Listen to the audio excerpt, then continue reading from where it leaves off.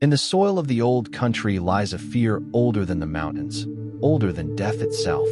It is the fear of what comes after, the dread of the unquiet dead. Neighbors, kin, those who return from the grave. A world where mourning turns to fear and ritual becomes survival. This is no elegant tale of aristocratic vampires, no distant castles or noble bloodlines. What haunts this land is older, darker, more intimate. A creature born not of romance, but of ancient dread, a thing not of legend, but of the soil, the shadow, and the forgotten fears of humankind. To understand the Strigoi, we must journey backward, before churches, before Rome, before history itself, into the primeval forests where spirits dwelled in every shadow, where wolves, bears, and stags were more than beasts. They were messengers of nature's untamable will, guardians of a world without mercy, yet filled with awe. The ancient Dacians believed the soul did not depart for some distant heaven or hell. It lingered among forests, rivers, and mountains, still bound to its home, its family, its land. Death was not an end, but a doorway, and through it, some souls walked, only to return. When Christianity arrived, the old beliefs did not vanish. They sank beneath the surface, fusing with new faith to create a dark tapestry of ritual and fear. The saints replaced spirits, demons took the names of ancient gods, yet the restless dead remained, waiting, watching, whispering in the night. Herodotus, writing in the 5th century BCE, spoke of these people, the Dacians, as valiant and just, yet strangely bound to death. They believed their souls did not perish but went to Zalmoxis, a god or prophet promising immortality. But this was no paradise, only a continuation of existence beyond the veil. Every 5 years, they sent a messenger to Zalmoxis, not with prayer, but with blood.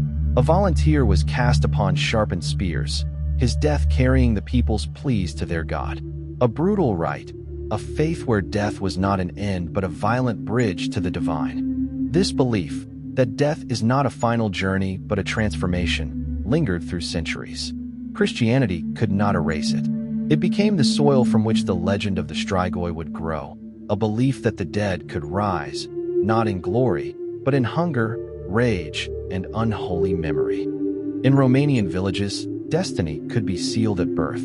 Some children carried omens, marks of a future dark and cursed. A veil, a membrane, known as the caul, covering a newborn's head was seen not as luck, but as a fragment of the shroud, proof the child belonged to death. If handled wrongly, the child might swallow part of it, sealing its fate forever.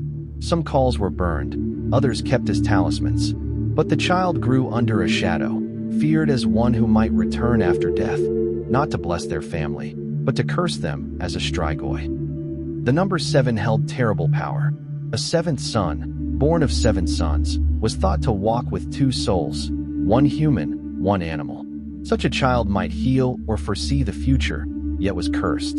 In death, the 2nd soul would not rest, rising as a Strigoi. Suspicion followed such children all their lives. Every sick cow, every withered crop, every sudden illness, whispers traced back to them. They lived half in the world of the living, half in the shadow of death, feared not only for what they were, but for what they might become. But fate could also be shaped by sin. An unbaptized child, or one born out of wedlock, carried a stain too deep to cleanse.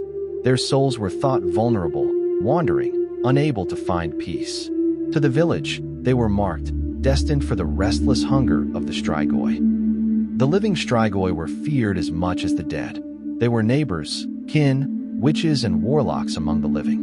It was believed they could drain life itself, stealing milk from cows, fertility from fields, or vitality from a person, without ever laying a hand upon their victim. At night, their souls could leave their bodies, flying as animals to secret gatherings in the forest. There, Strigoi spirits clashed in ghostly battles, armed with sickles, spindles, and wooden clubs.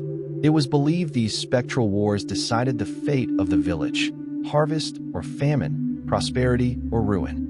Villagers armed themselves with faith and ritual. Garlic hung on doors, windows smeared with cloves, cattle horns rubbed with its pungent oil. The cross was drawn in every corner. These were not superstitions to them. They were weapons in an unseen war against neighbors who might already be Strigoi. Millet seeds scattered at the threshold, rose thorns on the window ledge. A Strigoi, compelled to count each grain, would waste the night until dawn. Every ritual, every object, carried the hope of survival. For in this world, faith was not passive, it was a shield. On the night of St. Andrew, the night of the wolves, fear reached its peak. The village locked itself away, turning pots and tools upside down so spirits could not use them. Doors and chimneys sealed with garlic. Families prayed, waiting for sunrise as wolves howled in the darkness. But protections only held while the Strigoi lived. True terror came with death. A peaceful passing meant rest, but a violent death, suicide, or a soul consumed by hate could not find peace. Such a corpse might rise, fueled by rage, vengeance, and hunger, becoming the dreaded Strigoi mort. For 40 days, the soul lingered. Families kept vigil, covering mirrors, stopping clocks, guarding the body. Coins placed in mouths, corpses buried face down, sickles set across necks. All desperate measures, not of cruelty, but of terror, insurance that the dead remained in their graves, where they belonged. Yet sometimes, even these rituals failed. Families still fell sick, cattle still wasted away, and shadows still haunted the fields. Then the villagers knew, the worst had come true. The soul had not found peace. Deep beneath the earth, something stirred, hungry, restless, and ready to rise. The Strigoi mort did not wander aimlessly.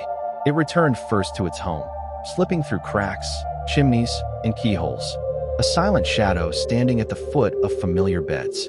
Its wife, its children, its kin, once loved, now prey. The haunting began with a touch colder than death itself. The first signs were subtle.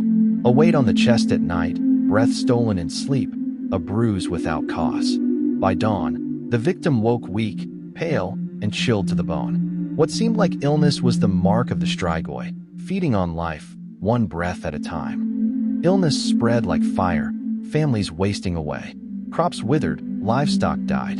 The Strigoi was blamed not just for death, but for plague, famine, and storms. In a world without science, it offered an answer, a name for the suffering, and an enemy the living could fight, even in terror.